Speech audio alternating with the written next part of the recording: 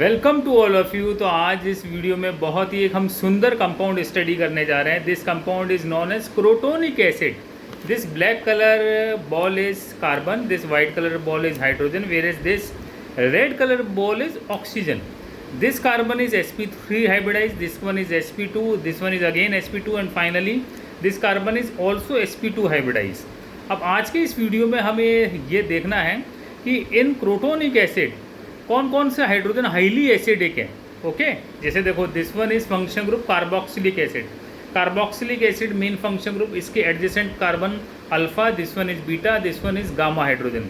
So most acidic hydrogen is carboxylic acid का जो hydrogen है it will be most acidic because acid is proton donor. When it the acid gives the proton it will give conjugate base anion. तो हम conjugate base या anion की stability check करते हैं. Anion जितना ज़्यादा स्टेबल है then it is more acidic in nature.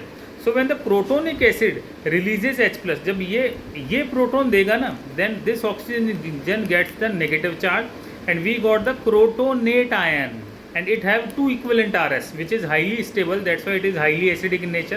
Then this one is alpha, beta and gamma hydrogen. This gamma hydrogen is also highly acidic in nature because जैसे ही आप यहाँ से H+ हटाएंगे, रिमूव करेंगे, this carbon gets the negative charge and this negatively charged carbon is resonance stabilized with the double bond. But इन दोनों में से highly acidic कौन है? This carboxylic acid is very highly acidic than the gamma hydrogen because two equivalent RS are more dominating as compared to stability of conjugate base of this particular hydrogen. अब आप अंदाज़ा लगाएं यहाँ, इसकी पीके value approximately 4.69 है carboxylic acid की, where is gamma hydrogen की पीके value approximately 20 times है, मतलब अप्रॉक्सीमेटली 20 है. इट मीन्स दोनों की जो पीके वैल्यू में अप्रॉक्सीमेटली 5 टाइम्स का फ़र्क है.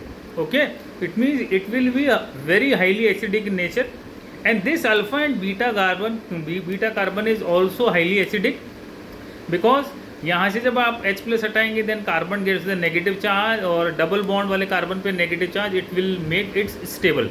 अब आपको इस वीडियो के एंड में मेरे 3 क्वेश्चन का आपको आंसर देना है. Number 1, what will be the IUPAC name of the protonic acid. Number 2, molecular formula of protonic acid. Number 3, DU degree of unsaturation of protonic acid. Comment box में type करके आप बताइए और आप चेक कीजिए आपका आंसर करेक्ट है या इनकरेक्ट है. Thank you so much for watching the video.